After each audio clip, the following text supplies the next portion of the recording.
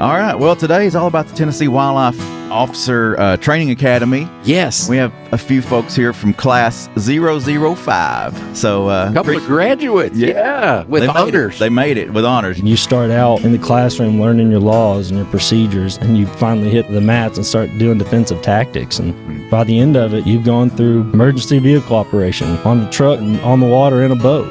ATV training. There's a lot of different hats that you have to wear any given day. The Academy does a good job of letting you be aware that, hey, you got a lot of different holes to fill and a lot of different hats to wear. Very broad. That's right. No 2 days are exactly the same. That's right. Hit the nail on the head. Yeah. But that's part of the appeal to it as well. Sure. It's definitely not mundane. There's a lot of games. There's a lot of tasks. There's a lot of learning. And there's very little time to recover in between. You got to have a mindset that, hey, I can push through just about anything. Building that camaraderie and having good leadership and those bonds, that helps when you start wondering if I have the mental strength and capacity to keep pushing through this. Your body can handle way more than you think it can, but how much can your mind control you? Yeah. How much do you let it?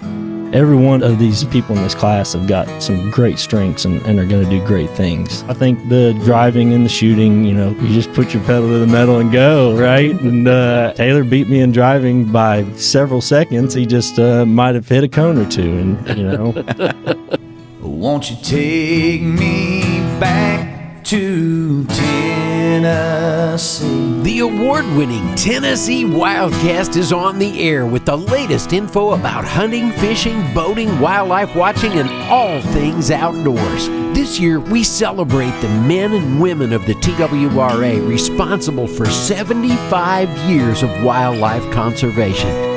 Now make welcome your host, Jason Harmon. Hello, everybody, and welcome to this edition of Tennessee Wildcast. We're glad you're tuning in. Thanks for watching. Thanks for listening. We got a great show lined up for you today. Mr. Don King helping me co-host. Sure, you bet, Jason. Hey, thanks for the invite to do this today with our special guests, and we'll get to them in a minute. Yeah. But hey, we got a radio station right here in Nashville that we're going to do a little shout out to, WTN 99.7. Yeah. News Talk, and you can hear us there Saturdays at 10 a.m.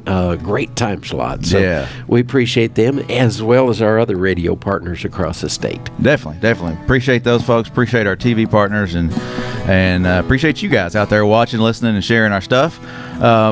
WTN's a great station. Get a lot of feedback from that sure show. Do. So appreciate everybody who tunes in on WTN. Current events coming up. I just want to remind people that we have a Waterfowl Field Day happening August the 3rd. It's at 8 to 12 at Bogota WMA. So come out and join us. We're going to have all kinds of fun stuff. We're going to actually be shooting a Wildcast with the Bogota Boys. Yeah. Which is one of our commissioners, Wally Childress. He hosts a podcast with his buddies there in Bogota. So it should be fun. Yeah, it ought to be a lot of fun. All right. Well, today is all about the Tennessee Wildlife Officer Training Academy. Yes. And we have a few folks here from class 005. So a couple of graduates. Yeah. With honors. They made it with honors. Yeah. We're going to talk a little bit about that today. But we have Nathan Wilhite and Taylor Winchell with us today, and we appreciate you guys. Thank you. Appreciate you having us. Thanks for having us. Yeah. So it's been a whirlwind for you guys the last 20-something weeks and graduation this past week. So I thought, well, right on the tail end of that, we'll get you guys in here and celebrate and talk about it. And I appreciate y'all doing it. Thank you. So, Nathan, I know you've been on the show before, so go ahead and remind folks who you are, what you do, and then we'll jump over to Taylor. Yes, sir. My name is Nathan Wilhite. I'm the wildlife manager, too, at Bridgestone Firestone WMA. So I manage that at Pea Ridge. And beyond that, I'm from Tennessee, from right outside of Memphis, Shelby County. Went to school at University of Tennessee in Knoxville, and spent time really kind of all across the country there for a little while before I came back home a few years ago to take on this job. So you jumped into this job, what, about 3 years ago or so? June 2021. That's right. Okay. Awesome. Awesome. Well, it's good to have you in Tennessee. Hey, before we leave, Nathan, we definitely got to attend the graduation and shoot a video with that, so you can see that on YouTube if you're interested in seeing what all goes on at one of the graduations. Nathan, man, he was like the top honoree. He got like Top Shot, Driving Award, the George Gregory Memorial Award, Gary McWhorter Academy Ace. I'm not even sure what that one is, but the list goes on and on. So, congrats on those awards. Thank you very much. Yeah. We're going to dive into some of those today and learn how they earned those awards. Yeah. All right, Taylor, tell us about yourself. Well, my name's Taylor Winchell. I'm a manager one on Catoosa and Skinner Mountain WMA. There in Morgan, Cumberland, and Fentress counties. Okay, yeah. From Northeast Tennessee, Sullivan County. Grew up there, went to school at UT Knoxville. Actually graduated with Wilhite here. Oh, okay. Oh, cool. Yeah. So it's been pretty special getting to spend some quality time together over the past 6 months. Quality. But graduated from UT, went down to Georgia, worked with Georgia DNR for a little over 7 years before I was able to make my way back to Tennessee. Okay. Glad to be home. Very cool. All right, I didn't know that. That's awesome. Yeah. I'm glad you're back to Tennessee. I mean, I can't believe you go to Georgia, but I'm glad as well. Got tired of seeing all the red. It's good to have orange back. yeah. How about those Vols though? Yeah. Absolutely. A couple of weeks ago, the Vols brought home a national title in baseball, so let's give them a shout out right now. That's right. That's awesome. That was the same night of graduation, so that was a heck of a Big day. That was a big day. We left there and said, "Let's go win a national title." Sure enough. Yeah, they're On a roll. scaring me in that last inning though. Yeah. Those wild balls, but anyway, those wild pitches. Well, this is great. So we got a couple Tennessee boys with us today, and this is fun conversation. What led you guys to this career? Did you grow up in the outdoors? Is this something you just live and breathe your whole life, or what led to this job opportunities? Yeah, we could probably spend a long time. At least for me, I didn't. Like I said, I grew up in Memphis. I had an uncle who took me duck hunting a lot in Arkansas, and I think that was my first love, passion. And obviously grew up fishing and whatnot, but I think that love for waterfowl hunting really kind of sparked it all, and I enjoyed always being outside. Got to travel a little bit as a kid, and always the favorite places are the places you could go see the elk and the bears and everything else. Yeah. And so it wasn't until college, and there's an avenue, a route to possibly pursue, and really getting involved with the Wildlife Society there at the University of Tennessee. Just help get your hands dirty, get your feet wet, and from there it just blossomed, I guess. Yeah, that's cool. So was it an officer? Was the officer route what you were looking for, or was it just the wildlife biology side? No, to be honest with you, it was the manager side of things. Just being able to manage the land and try to help wildlife populations prosper. Fortunately, this agency, I don't know of many others, that they require WMA managers to also be officers, and there's a variety of reasons for that. But I think it just helps really in every way, shape, or form, whether that's attention to detail to really being able to deal with anything that may arise on a 20,000 acre property. And, Right. For Taylor, 100,000 acres. Yeah, so Catoosa is huge. And It is, You're going to be out there. So obviously you went through the academy and graduated and now an officer, but was that your route? Is that the direction you wanted to go? Would mirror Nathan here. I don't know that was necessarily the intent, but I sure am glad I'm where I'm at now. Yeah. Just growing up, spent a lot of time outside, camping, hiking, biking, pretty much anything that was outside. A lot of fishing, and had some very important members of my life that got me into fishing and outside. And then really got more into hunting as I got older and had friends that did it and wanted to be a part of that as well. But I do remember I was in middle school. My family took a trip out west and visited a lot of the national parks. Oh, nice. Yeah. Yeah, that's fun. And there was, throughout that trip, I always had an interest in outdoors and everything, but being out there, I was like, I'm going to work outside. And yeah, it's stuck since then. Veered a little bit coming into college, actually pursued nursing. That did not last very long. Quickly went over to the ag campus. Some of those skills Became kind of come wildlife. in handy, though, I'm sure. He wouldn't have made a great nurse. First aid, I bet you didn't have any trouble placing the tournaments and stuff like that in the training. I think I handled that pretty well, Yeah, and we I had bet so. plenty of repetition with that too. So came natural. Yeah. Well, speaking of tourniquets, I mean, you guys go through all kinds of stuff in the academy, and you have to I mean, I've been in some of y'all's classes where you crank those things down just to know how it's going to feel, how tight you need to get them. You get sprayed with pepper spray or mace or whatever you're going to call it. I mean, you have to go through all this stuff. I mean, just speak on that a little bit. I mean, that's a challenge sometimes to go through some of that stuff. Yeah, I think there's a mental and physical side to all of those things, and it's funny you bring up the pepper spray. I think Taylor and I were, probably some of the worst reactions to it. I love spicy food, but Flamin' Hot Cheetos will make me start tearing up, and so. Spicy doesn't cover how hot that is. I left that day thinking I'm not even putting that on my belt, Debilitating. Yeah. That's right. But all of those things, something like that, you do it for a reason, right? Yeah. And you just know it's preparation for hopefully something that never comes, but if so, you're ready for it. And so if you have to put that tourniquet on, you're absolutely right. We've got instructors coming around, they're checking that thing and they're making sure that it's cranked down because you got to stop bleeding. Yeah. Potentially fatal bleeding. And if you're going to pepper spray somebody, you better know exactly what you're doing to them. And so all those things, and everything else that we did throughout that time, it's hard to realize while you're doing it, the value of it. But then you look back and you think, made sense. That's right. Yeah. All made sense. Yeah. So, I mean, you think about a wildlife officer, you think, well, we're going to be out checking hunter and fishermen, and just be out in the woods. But I mean, you could come across anything, and you guys are equipped now, just like a police officer or even a paramedic in some cases, how to take care of an issue or help with any way you can. Right. That's right. Absolutely. Yeah, we were actually discussing that on the ride here this morning. It's a big responsibility. Yeah. Glad we're here. Glad we were able to take that oath and swear in.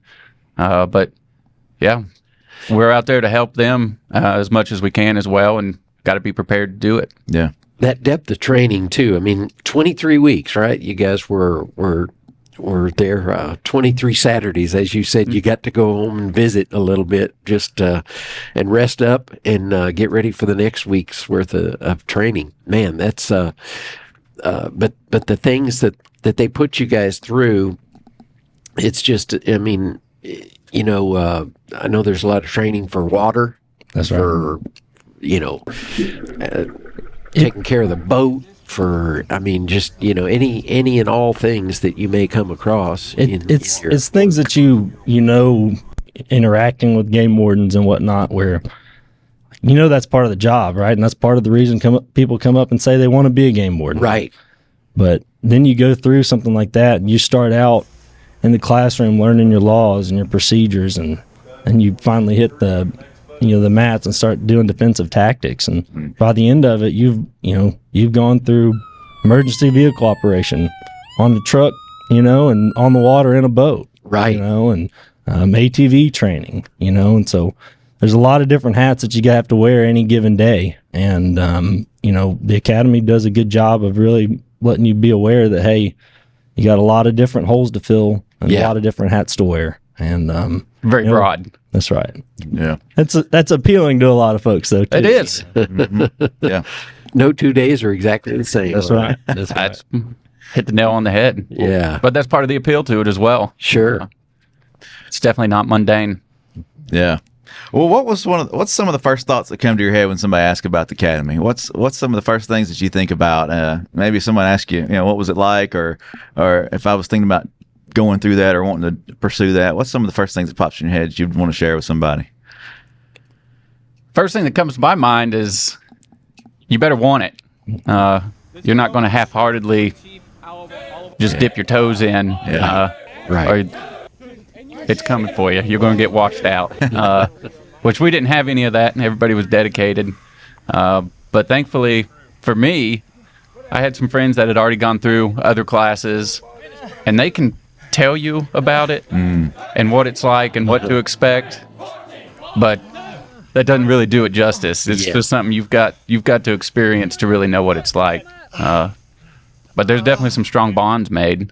Yeah, definitely. And you talk about washouts too. I know in years past, there've been some people who decided somewhere in that training period that, this, I thought it was, but this is not for me, and But that says a lot for your class that everybody made it all the way through. Everybody made it through, which I would say I could see potential for people to quit. Yeah. But some of that also would potentially be a very responsible decision of if they get into something and they realize, I don't know if I'll be able to do this when the time comes, if the time comes, then that would put everybody at risk. And and it says a lot for the other class members too, pulling together and forming that team, that bond that pulls everybody along. When you see somebody that's struggling a little bit, you can talk them up. And I'd say there was a time where everybody struggled at one point or another. I'm sure, yeah. So that definitely helps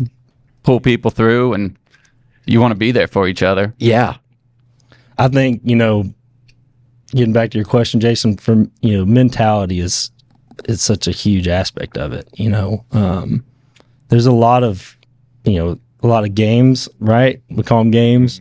There's a lot of task. There's a lot of learning, and there's very little time to recover in between, right? And so, if this is something you're thinking about doing in the future, you got to have a mindset that, hey, I can push through just about anything. And to add on to what Taylor and Dawn were just saying, building that camaraderie and having good leadership and those bonds, that helps. Yeah. Right? It helps when you start wondering if I have the mental strength and capacity to keep pushing through this.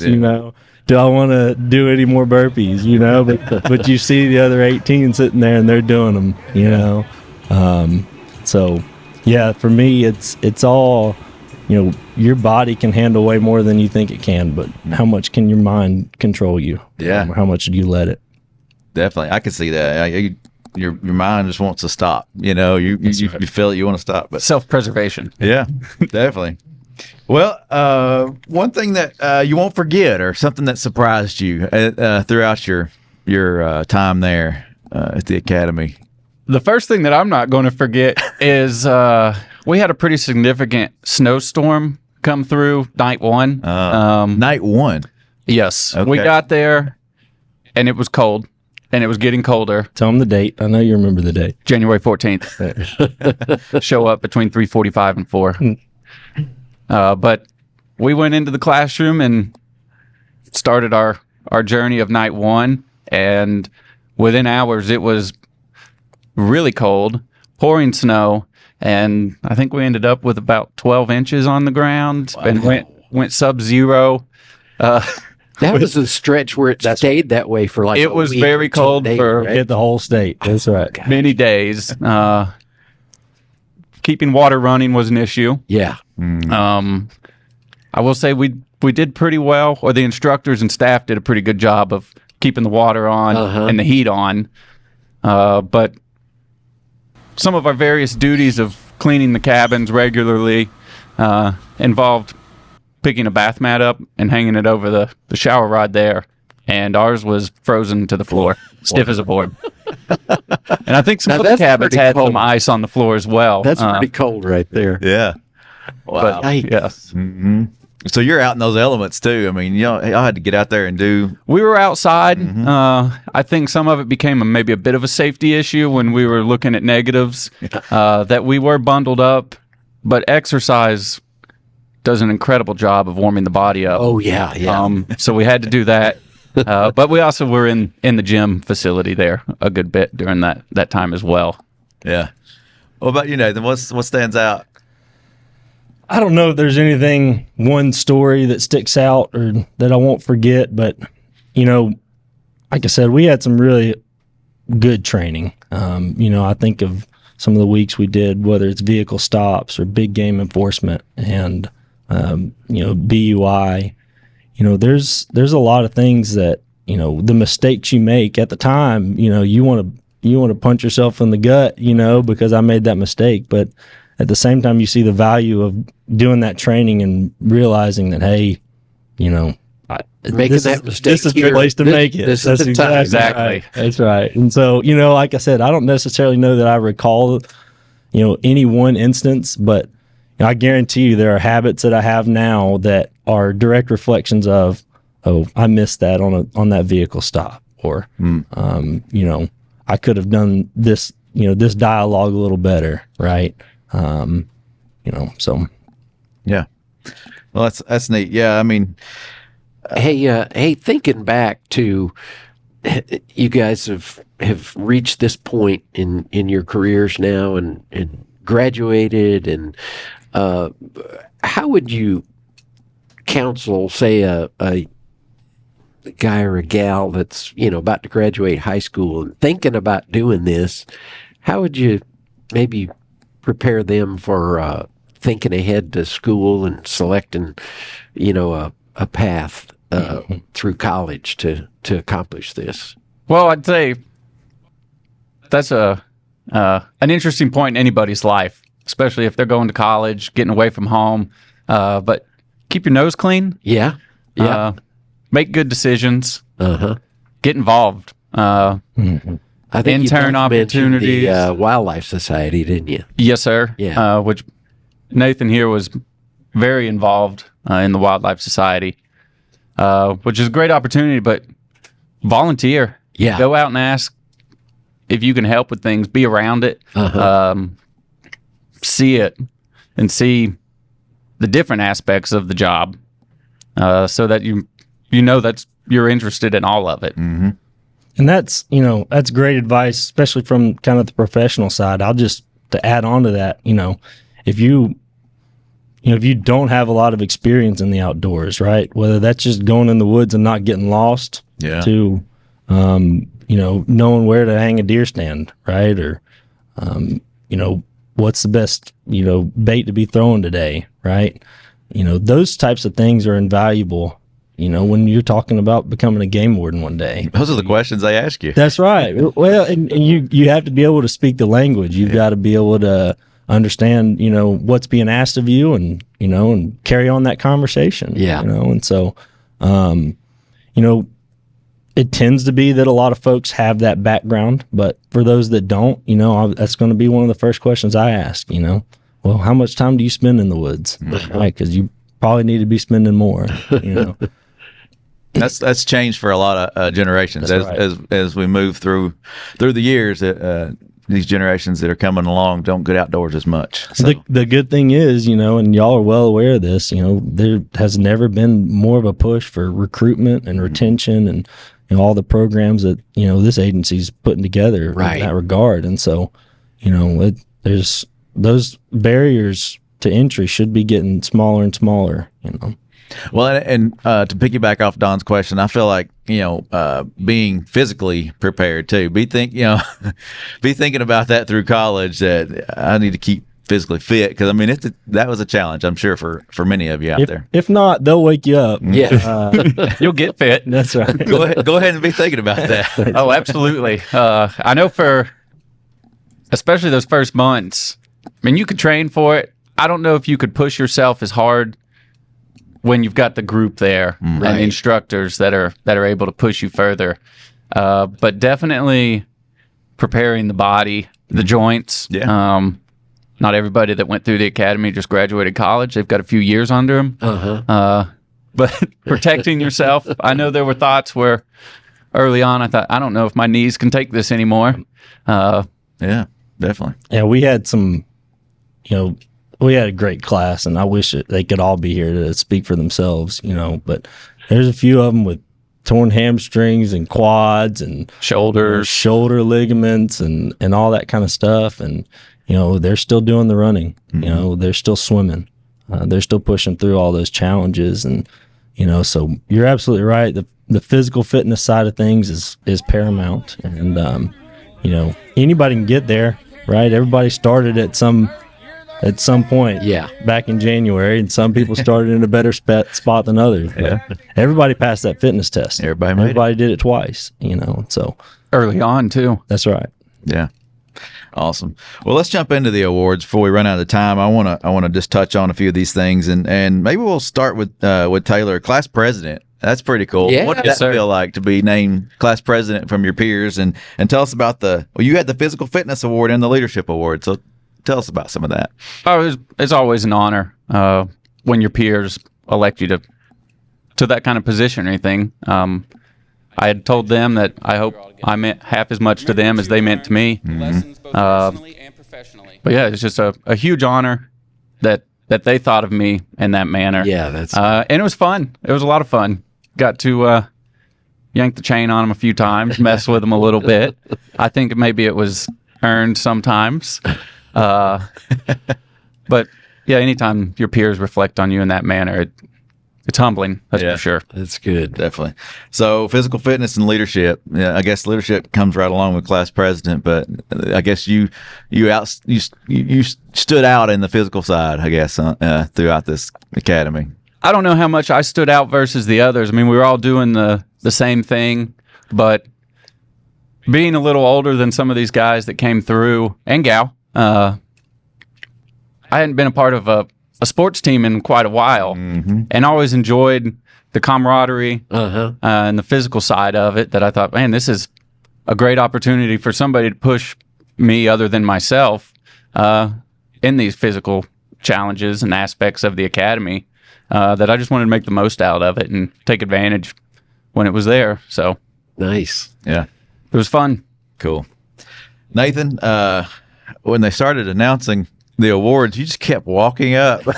It's like, so we had Top Shot, we had driving, the George Gregory Gary McWhorter Award, and then the Academy Ace. So just walk us through a few of those, and what were some of those about? And I mean, some of them are pretty obvious, but what was it like to receive those? I think taking a step back,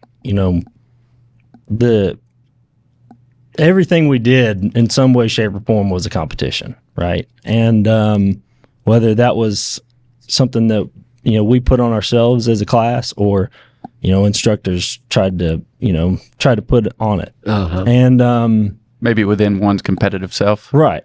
And so there's a lot of other things that we did throughout this, these last 6 months that that factor in, and all of them, in some way, shape, or form, everybody excelled, right? And just so happened that some of them that I excelled in are the ones that we decided to honor with a plaque. But every one of these people in this class have got some great strengths and are going to do great things.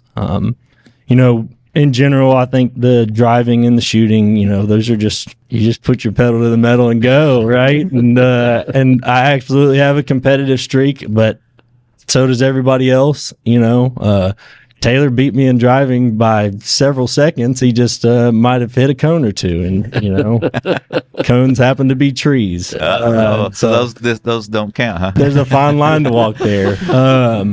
In general, the ACE award is kind of a combination of everything, culmination of it, and I don't necessarily look at that as as anything more than, hey, I want to be prepared, and I hope that everybody in the class knows if they ever needed me, and I hope that they're thinking about it the same way, that I'm going to be prepared and ready if they ever need that. Yeah. And so, it's nice to hear your name called. I'd turn all those in just to make sure I had that badge and have that behind me and move on. Yeah. You earned all those.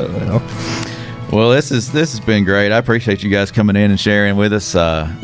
Folks out there are looking to pursue this career, and so this helps them learn a little bit and think about what the next steps are. A little inspiration. Yeah. Well, sure. I'd encourage them, call your county officer, go up to the local WMA and, ask questions, get involved, figure out how you volunteer, like you said. Right. There's always work to be done out there. Yes, sir. Absolutely. Yeah. Well, Class 006 will be here before you know it, so visit our website, tnwildlife.org. There's great information there about recruiting and becoming an officer, so check that out. Guys, thank you, and thank you for all the hard work y'all do, and before and now as officers, and look forward to working with you in the future. Appreciate y'all having us. Thank you. Be safe out there. Appreciate it. All right, this is Tennessee WildCast. Thank you for tuning in, and we'll see you next time. Stay connected with TWRA by visiting our website at tnwildlife.org and follow us on Facebook, X, and Instagram. Join us as we celebrate 75 years of conservation in our great state. You can invest in Tennessee's wildlife future by purchasing a license at GoOutdoorsTennessee.com. That's GoOutdoorsTennessee.com.